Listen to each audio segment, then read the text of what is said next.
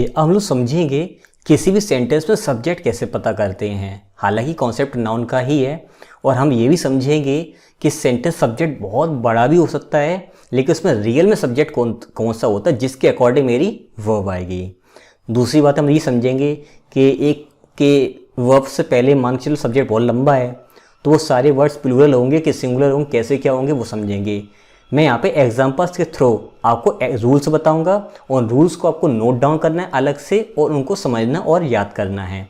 मैं एग्जांपल्स लिखूंगा, उनको एलिब्रेट करूंगा, एक्सप्लेन करूंगा, और उनको मैं वहाँ पे रूलिंग के थ्रू भी समझाऊंगा। वो रूल्स आपको नोट डाउन करने हैं, बहुत ही डिटेल में वीडियो में समझाऊंगा, उनको नोट भी करना है, क्योंकि बुक्स में ये बहुत ज़्यादा रूल्स दिए जाते हैं। उनको मैंने कंसाइज करके यहाँ पर एक अलग तरीके से मैं यहाँ पे इसको एलिब्रेट करूँगा। तो देखें, द टीचर, वह teacher in the second row, जो कि सेकेंड रो में है, विद हिज स्टूडेंट्स, अपने विद्यार्थियों के साथ में, इज गेटिंग प्राइजेस। अब अगर ध्यान दो तो स्टूडेंट्स के अकॉर्डिंग आप लोग यहाँ पर आर लगाने की कोशिश करोगे, जो कि ऑब्वियसली कॉमन चीज़ है कि आप लगाने की कोशिश करो, लगाओगे भी ही। अब यहाँ पर इज आएगा कि आर आएगा। अब हमें ये डिसीजन लेना है, तो जरा डिसीजन लेते हैं। स्टूडेंट्स के हिसाब से आप लगाओगे आर, और मैं कहता हूँ ये गलत है, ज़्यादातर लोग समझ गए होंगे कैसे। टीचर के बाद मैं देखा इन प्रपोजिशन, प्रपोजिशन के अकॉर्डिंग फिर ये मेरा हो जाएगा पार्ट ऑब्जेक्टिव केस का।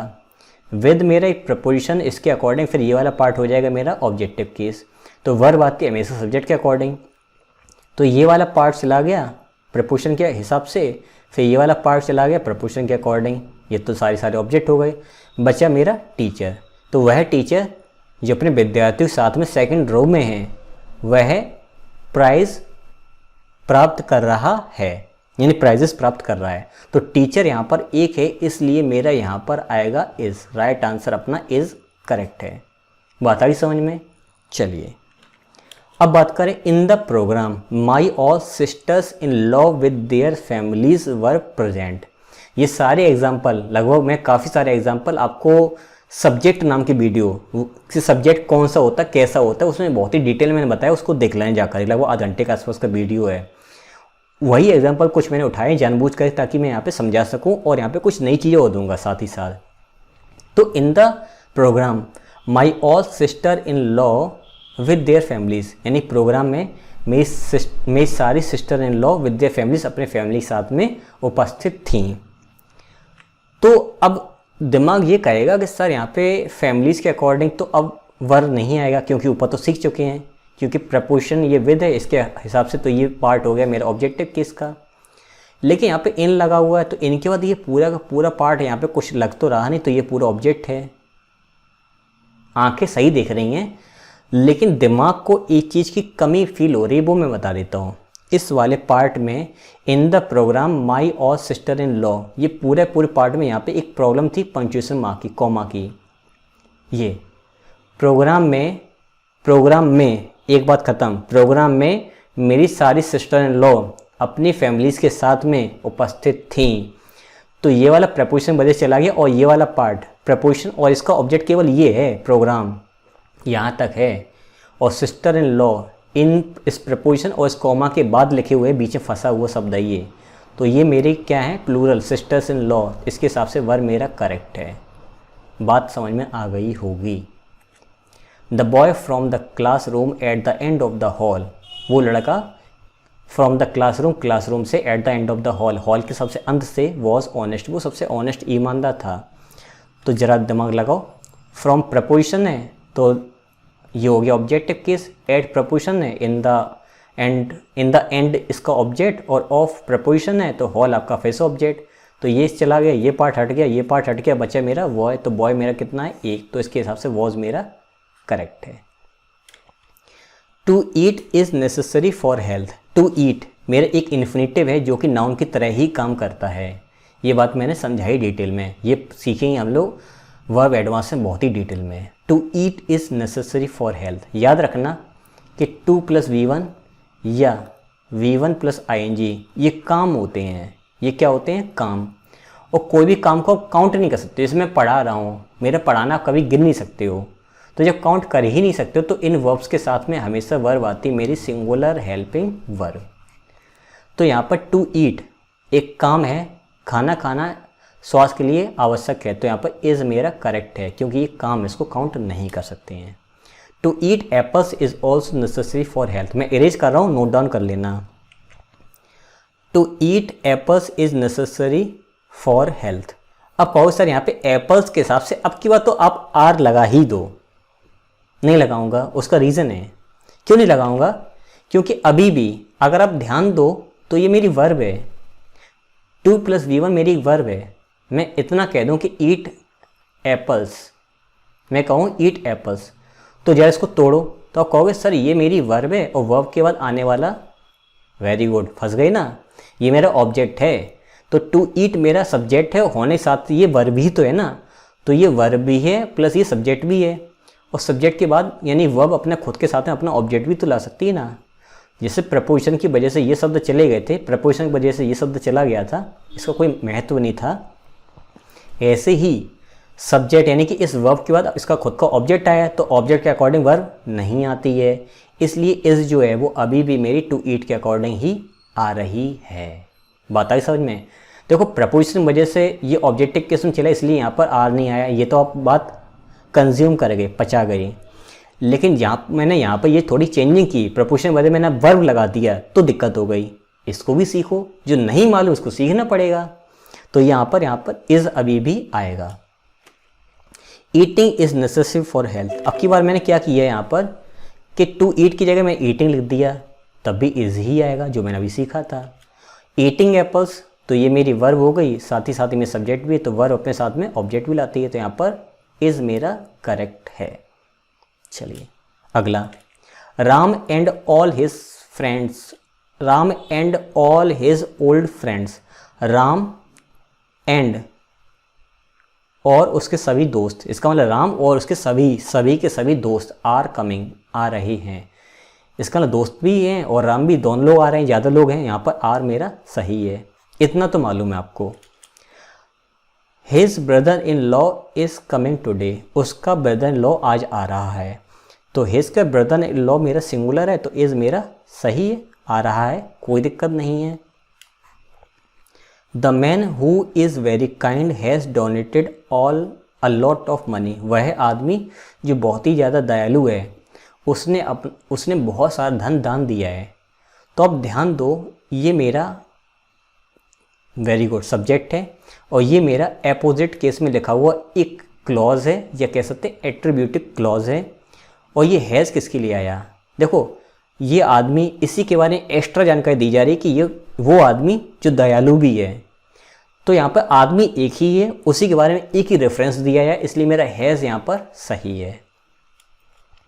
During the last 4 decades our country in the committee of the developing Nations, मैंने जब सब्जेक्ट वाला वीडियो बनाया तो मैंने डेवलपमेंट यहाँ पे किया था, वो टाइपिंग मिस्टेक थी, आप लोग वहाँ पे डेवलपमेंट की जगह पे डेवलपिंग कर लेना, इसका करेक्शन जरूर कर लेना। अब इस सेंटेंस में हेल्प और यहाँ पर आई है हैज़, हमें ये चेक करना है कि इस पूरे सेंटेंस के अकॉर्डिंग वर्ब यहाँ पर हैज़ आएगी कि हैव आएगी। तो during the last 4 decades, explain करूँगा तो बहुत लंबा टाइम हो जाएगा, आप इसको समझते जाओ। ड्यूरिंग मेरा प्रपोजिशन है, the last 4 decades, decades plural हो गया, तो यहाँ पर ये मेरा बन जाएगा सब्जेक्ट। मैं सॉरी सब्जेक्ट ऑब्जेक्ट क्या है, मैं रोक दे रहा हूँ वीडियो को, आप इसको पहले पढ़ो और मुझे कमेंट में बताओ कि इसका आंसर क्या है, फिर मैं इसका आंसर देता हूँ अभी बिना आंसर देखें। उम्मीद कर रहा हूँ आपने आंसर दिया होगा कि हैज़ आएगा कि हैव आएगा। अब मैं बताता हूँ इसमें क्या आएगा। इस प्रपोजिशन के अकॉर्डिंग ये मेरा हो जाएगा object part. Our country in the committee, देखो इनकी वजह से द कमिटी मेरा हो जाएगा ऑब्जेक्ट केस, ये प्रपोजिशन ये मेरा इसका object. Of preposition the developing Nations, तो डेवलपिंग नेशंस हो जाएगा ऑब्जेक्ट किसका, इस प्रपोजिशन ऑफ का। अब मैं वर्ब लगाऊं किसके अकॉर्डिंग, इसने इसको ख़त्म कर दिया, इसने इसको हटा दिया, इसने इसको हटा दिया, तो बच्चा अपने यहाँ पर क्या बच्चा, आर कंट्री, तो आर कंट्री अपना बचा हुआ यहाँ पर, आर कंट्री कैसा सिंगुलर, सिंगुलर के अकॉर्डिंग मेरी वर्ब आएगी हैज़, करेक्ट। अच्छा इसमें पंक्चुएशन की थोड़ी मिस्टेक है, जैसे कि इन द प्रोग्राम बाद कॉमा लगाया था ना, ऐसे ही ड्यूरिंग द लास्ट 4 डिकेड्स के बाद कॉमा लगेगा, और मैं जानबूझ के कॉमा नहीं लगाया क्योंकि एग्जाम में पंक्चुएशन अपना कॉमन एरर में नहीं आता है, इसलिए सेंटेंस ही ऐसे ही लिखा जाएगा। तो उसका पकड़ने का तरीका यहाँ पर यही था। तो समझ लो अब ध्यान से रूल को। रूल अपने ये कहता है किसी भी वर्ड सेंटेंस में हमें हेल्पिंग वर्ड चाहिए और हमें कई सारे वर्ड्स मिल रहे हैं। ये नाउन भी हो सकते हैं और प्रोनाउन भी हो सकते हैं और इनके बीच में लगा है प्रपोजिशन, इनके बीच में लगा है प्रपोजिशन। अब चाहे यहाँ पे प्रपोजिशन एक वर्ड हो, प्रपोजिशन लिखा हो, फिर एक वर्ड लिखा हो, या फिर 50 वर्ड हो 50 प्रपोजिशन हो, तो हेल्पिंग वर्ड हमें सबसे पहले वाले वर्ड जिसके साथ में प्रपोजिशन कोई नहीं लगी है, इसके अकॉर्डिंग ही मेरी आएगी हेल्पिंग वर्ब या मेन वर्ब। हेल्पिंग वर्ब या फिर मेन वर्ब। ऐसा ना मिले तो एक तरीका ये भी है कि प्रपोजिशन मिले, ऑफ की जगह प्रपोजिशन कोई भी मान लो, मैंने ऑफ ले लिया यहाँ पर, प्रपोजिशन मिला, कोई वर्ड मिला, फिर कोई वर्ड मिला, फिर प्रपोजिशन मिला, फिर कोई वर्ड, फिर कोई प्रपोजिशन, ऐसे चलता चला जा रहा है। तो इस वाले प्रपोजिशन ने ये ले लिया, इस वाले ने ये लिया, इस वाले ये लिया, लेकिन ये अकेला बचा है। जब ये अकेला बचता है तो इसका अकॉर्डिंग ही हेल्पिंग वर्ब या मेन वर्ब आती है। ये वाली बातें मैंने इस वाले में बताई हैं और इस वाले में बताई है। ये वाली बात कहाँ पे फॉलो हुई है, ये वाली बात इसमें फॉलो हुई, इसमें फॉलो हुई है। बात आपको करेक्ट समझ में आ गई होगी।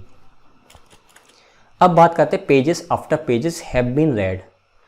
तो ध्यान दो कि यहाँ पर पेजेस नाउन, प्रपोजिशन और फिर से नाउन, लेकिन दोनों नाउन सेम है। कहने का मतलब यह है कि यहाँ पर एक नाउन मिले, मैं इरेज करता हूँ, यहाँ पे एक नाउन मिले, फिर एक प्रपोजिशन मिले, कोई भी हो, फिर यही नाउन फिर से यहाँ पर रिपीट हो, यही नाउन फिर से यहाँ पर रिपीट हो, तो ये नाउन और ये नाउन दोनों रहेंगे सिंगुलर, दोनों रहेंगे सिंगुलर। और अगर सिंगुलर हैं तो हेल्पिंग वर्ब भी आएगी मेरी सिंगुलर हेल्पिंग वर्ब, वर्ब भी आएगी मेरी सिंगुलर हेल्पिंग वर्ब। तो यहाँ पर पेजेस आफ्टर पेजेस ना होकर के पेज आफ्टर पेज, और वर्ब आएगी हैज की जगह, हैव की जगह हैज़ बीन रेड। क्लियर। अब कहोगे सर नहीं, अब की बार अलग अलग नाउन आएगा तो क्या होगा? सुन लो, अगर नाउन मेरा यहाँ पर एक लिखा हुआ है, फिर एक प्रपोजिशन हो, फिर एक नाउन हो, तो वर्ब कैसी आएगी? अब यहाँ पे जो मेरी वर्ब आएगी, उसका रूल क्या है? देखो ये नाउन अलग अलग अगर हैं तो ये सिंगुलर और प्लूरल दोनों में से कोई भी हो सकता है। ये नाउन में सिंगुलर और प्लूरल दोनों में से कोई भी हो सकता है। Singular singular plural plural singular plural plural singular, कुछ भी हो, सब सही हमारे हैं। लेकिन यहाँ पे जो वर्ब है वो सिंगुलर हेल्पिंग वर्ब भी हो सकती है और प्लूरल हेल्पिंग वर्ब भी हो सकती है। अगर नाउन अपना सिंगुलर है तो सिंगुलर हेल्पिंग वर्ब आएगी यहाँ पर प्रपोजिशन से ठीक पहले, और अगर प्लूरल सब्जेक्ट है तो प्लूरल हेल्पिंग वर्ब आएगी। अगर हम बात करें girls after boys are reading there, तो दोनों नाउन अलग हैं, कोई प्रॉब्लम नहीं, ये प्लूरल है तो प्लूरल के अकॉर्डिंग मेरी आर ही आएगी, सेंटेंस मेरा करेक्ट है। अगर गर्ल होता इधर पे तो मेरा आता इज़। हालांकि अब इस वाले सेंटेंस में तो दोनों प्लूरल जरूर है क्योंकि लड़के ज़्यादा चाहिए, लड़की में ज़्यादा चाहिए। लेकिन कोई सेंटेंस ऐसा आ जाए जिसमें एक चीज़ के अंदर बहुत सारी चीज़ें हो सकती हैं तो वहाँ पर सिंगुलर प्लूरल का कॉम्बिनेशन हो सकता है। सेंटेंस के कॉन्टेक्स्ट के अकॉर्डिंग हम लोग डिसाइड करते हैं वहाँ पर कैसा स्ट्रक्चर रहेगा। चलो नोट कर लेना, मैं इरेज कर दे रहा हूँ। Village of the villages are devastated, यानी कि विलेजेस यहाँ पे गलत हो गया है, villages after villages are devastated. Devastated मतलब तहस नहस हो जाना। तो विलेजेस सेम नाउन और बीच प्रपोजिशन, तो यहाँ से एस जाएगा, यहाँ से एस जाएगा और इच की जगह आ जाएगा very good. The rich should help the poor. अब यहाँ पे इस सेंटेंस का अर्थ है कि अमीर लोगों को गरीब लोगों की सहायता करनी चाहिए। ठीक है, कोई अभी सेंस नहीं आ रहा समझ में। और देखो the rich was helpless there, जो अमीर लोग थे वहाँ पे असहाय थे। तो सुनो, जब हमें कोई एडजेक्टिव मिले और उसके पहले अगर मैं लगा दूँ द, तो ये हो जाते हैं पीपल, ये हो जाते हैं पीपल। अब एग्ज़ाम में आपको इनके साथ में पीपल वगैरह लिखा मिल सकता है, तो सुन लो, जब ये पीपल हैं तो इनके बाद जो वर्ब आएगी वो प्लूरल हेल्पिंग वर्ब ही आएगी। शुड तो कॉमन है, सिंगुलर प्लूरल दोनों यूज़ हो तो कोई प्रॉब्लम नहीं। तो द रिच का मतलब अमीर लोग, कितने? ज़्यादा, तो वॉज की जगह हो जाएगा वर। अगर एग्जाम में द रिच पीपल लिखा मिल जाए तो पीपल हटा देना क्योंकि इसके अंदर पीपल शब्द पहले से मौजूद है। अगर सर कहोगे सर अगर द रिच मैन हो गया तो कोई दिक्कत नहीं, द रिच है द रिच मैन कर लो, वुमेन कर लो, स्टूडेंट कर लो, कुछ भी कर लो, वो चल जाएगा। देखिए पीपल शब्द यहाँ पे नहीं होगा। द रिच मैन अगर है MAN तो एच कर दो, हैज़ कर दो। MEN है तो आर कर दो, हैव कर दो, कोई दिक्कत नहीं, पीपल नहीं आएगा बस। The rich people were helpless, बात समझ में आ गई होगी। अगर आ गई तो बता दो इसका आंसर राइट क्या होगा कमेंट के अंदर। अगला, the rich man was helpless, हमने अभी सीखा है। The rich man, the rich के बाद मैन वगैरह आ सकता है लेकिन पीपल नहीं आएगा, तो यहाँ पर वॉज मेरा करेक्ट है। इसका आंसर मुझे बता दो कमेंट में क्या होगा। आई थिंक आपको सारे कॉन्सेप्ट क्लियर हो गए होंगे।